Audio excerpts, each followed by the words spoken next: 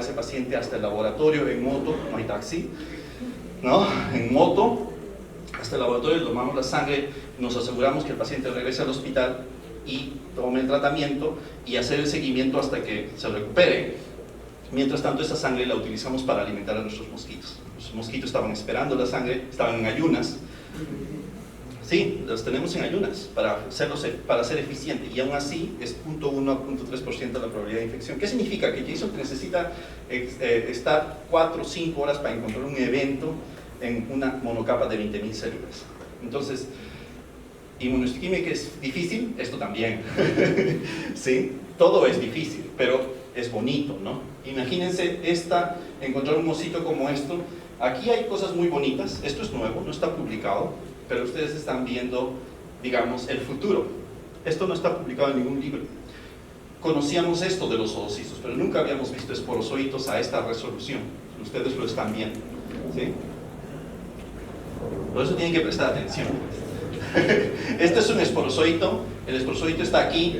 Este esporozoito, para movilizarse en una lámina, hace gliding. Gliding es el patrón de movimiento.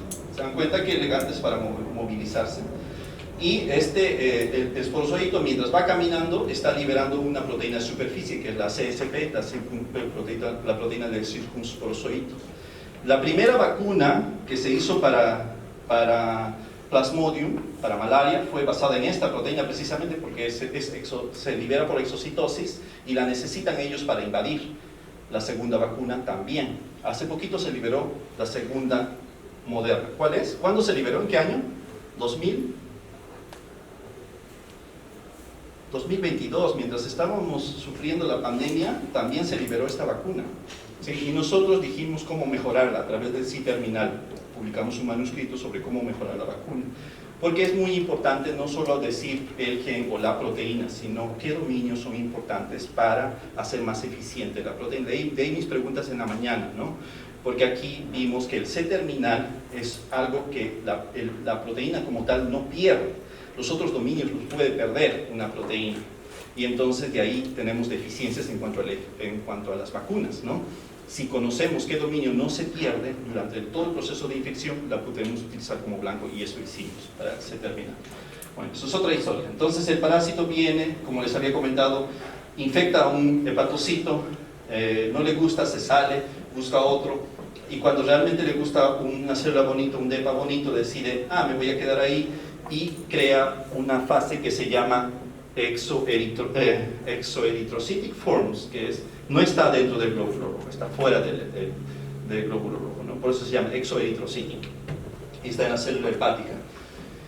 Una de las principales moléculas asociadas a invasión es calcio, ¿no? Y entonces si utilizamos, porque eso es con todas las células que son intracelulares, este es intracelular, entonces por años sabemos que el calcio es importante para intracelular, ¿no? Para bacterias, parásitos intracelulares. Entonces, ¿qué utilizamos?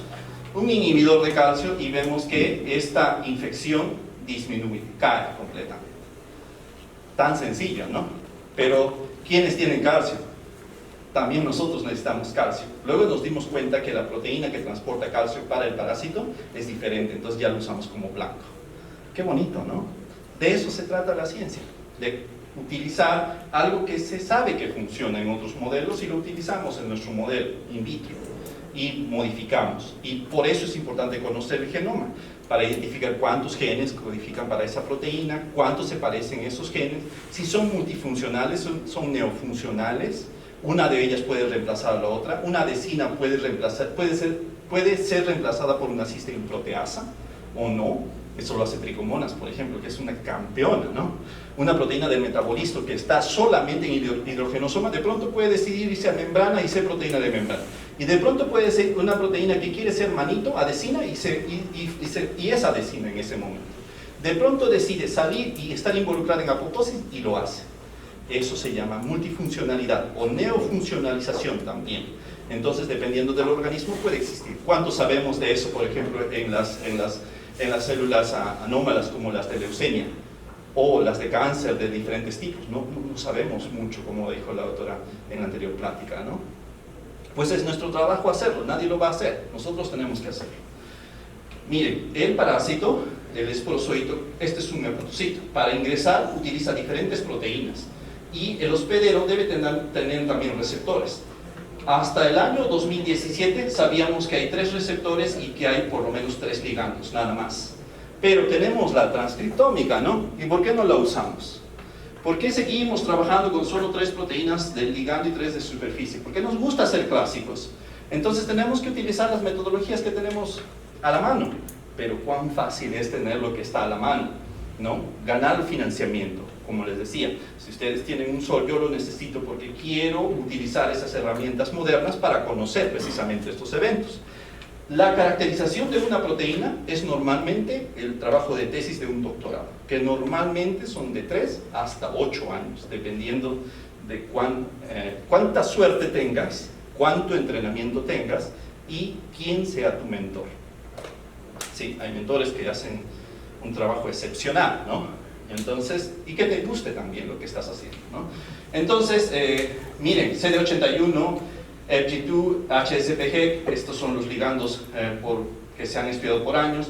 TRAP, CSP, la proteína de la vacuna, P52 son de superficie. Usamos transcriptoma, hay más de 250 genes que se sobreexpresan en esta región apical del esporozoito. Tenemos 250 tesis de doctorado esperando por alumnos de ciencias de San Marcos que se animen a hacer su trabajo. Entonces, cuando se preocupen qué trabajo de tesis puedo hacer, pues aquí, bienvenidos, vengan a mi laboratorio. Bueno, el laboratorio de la doctora Elizabeth, yo soy el Project Scientist, entonces pueden conversar conmigo también. Una de las proteínas que además se sobreexpresa en el parásito es la proteína de membrana o esta envoltura que se llama la membrana parasitófora. Este parásito nunca está en contacto directo con la célula, crea un saquito, esa se llama el PPM, la membrana parasitófora. Y en esa membrana por lo menos existen 3 proteínas muy identificadas que son exportina 1 y estas proteínas que son proteínas de membrana, UIS3, UIS4. Presten atención porque conociendo estas proteínas yo voy a utilizar anticuerpos como los usó la doctora anterior, que utilizaba marcaje, ¿no? Yo voy a utilizar un anticuerpo primario que reconoce a esta proteína y luego un secundario marcado con un fluoróforo para visualizarlo a través de microscopía confocal, utilizando el mismo principio del anterior. Ponencia. Muy bien, ya no lo voy a explicar, me salvé. Esto es transcriptómica. Estamos viendo la cantidad de genes que se expresan bajo una determinada condición. La doctora Yatsumon de Tailandia trabaja en colaboración con varios laboratorios de Estados Unidos. Esto, por ejemplo, es la doctora María Mota, que lo que hace es no solamente el cultivo de células hepáticas, sino también pone macrófagos en el cultivo y pone al parásito y está obteniendo una infección más alta. El parásito además sale e ingresa. Hace 1 año o 2 años máximo, la doctora Yatsumon, ¿qué hizo? ¿Qué sabíamos de malaria in vitro? Que cuando ingresa el parásito, ya no sale en el medio de cultivo, porque en el medio de cultivo solo hay 1 o 2 tipos de células humanas, ¿no? Nosotros siempre habíamos pensado que se necesita de más células o de más moléculas que permitan que el parásito salga, y por lo tanto in vitro no había, ¿no? Algunas personas tomaron el sobrenadante y quisieron hacer infección de eritrocitos y no pasaba, ¿no? ¿Qué hizo la doctora Yatsumon? Trabajó con viva, con malaria humana, porque la de ratón no va a salir, pero la de humano debería salir. ¿Sí? Es decir, si yo me infecto con malaria de ratón, el parásito va a ingresar a mi hepatocito, pero no va a salir, porque no tiene las moléculas. Las moléculas de nuestra célula no le sirven a ese parásito, pero de humano sí. Entonces, ¿qué hizo la doctora? Tomó el sobrenadante de las células hepáticas humanas y ese sobrenadante lo utilizó para infectar glóbulos rojos. ¿Y qué pasó? Se infectaron. ¿Qué significaba? Que los merozoitos se están liberando. Sí, hay que regresar al ciclo de vida, ¿no? Para recordarles dónde estábamos. Aquí, fíjense, el esporozoito ingresa al hepatocito, se forma el esquizonte. El esquizonte tiene miles de merozoitos, que son estos de aquí, que van a infectar el glóbulo rojo. Entonces, en su lógica es que si salen del hepatocito van a salir como merozoitos. Entonces yo debo tener lista mi cultivo de glóbulos rojos, y eso es lo que ella hizo. Pone un cultivo de glóbulos rojos y se infecta. Qué bonito, la primera vez, están los videos y todo eso. 2 años, hace 2 años se publicó eso. Está muy bonito ese manuscrito. Yetsumon. El apellido está muy difícil. Búsquenlo como Yetsumon y es muy fácil. Aquí estoy utilizando el anticuerpo UIS4 y fíjense la membrana parasitófora bien bonita. Aquí, este es el parásito joven, 24 horas, 48 horas y todos los estadios, ¿no? El esquizonte madurando básicamente. Y aquí un día dije, pues no tengo libre y por 7 días me quedaré en el laboratorio y cada 3 horas voy a tomarle foto al parásito porque quiero ver cómo se desarrolla el parásito. Entonces decidí quedarme en el laboratorio, acampé. Y cada 3 horas le fui tomando foto. No les pongo todo, solo le pongo las primeras 48 horas porque es suficiente para ver todo el proceso. Miren, esporozoito, bien bonito, como un bacilo, ¿no? El marcador del parásito es HCP70. No es nuestra HCP70.